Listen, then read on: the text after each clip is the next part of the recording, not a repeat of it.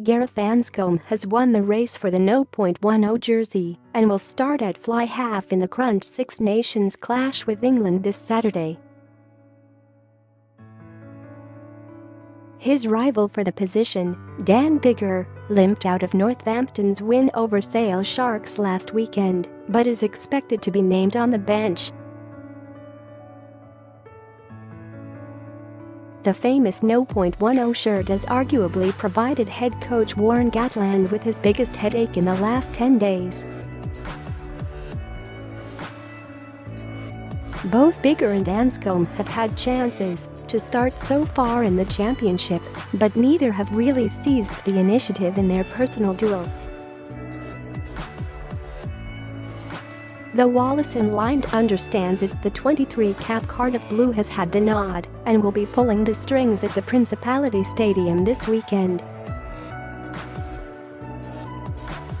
It's a selection that suggests Wales might look to be a little bit more creative on Saturday evening, with Anscombe perceived as the more mercurial of the two. And Biggar coming from the bench to kill off games has worked well for Wales in recent months.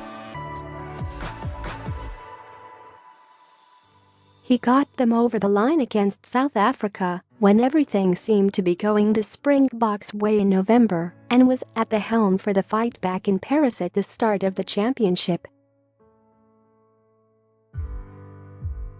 It's also worth noting that Anscombe caused England real problems when he was switched from full-back to fly half for the last 20 minutes of last year's defeat at Twickenham. Anscombe's selection will also raise interesting questions about what Gatland intends to do with the rest of his backline. Whilst the 27-year-old goal-kicking success rate is around the 85% mark in the Guinness PRO14, Biggar, who has nailed crucial kicks on the biggest stage of all, is seen as the more consistent marksman.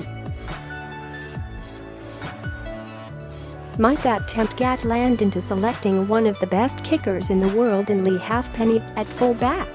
He hasn't played since suffering a concussion in the win over Australia last November, but has been training for some time now. However, if Halfpenny still doesn't feel right, Wales would not gamble on him, and Liam Williams, who has had a fine championship so far, would keep the no.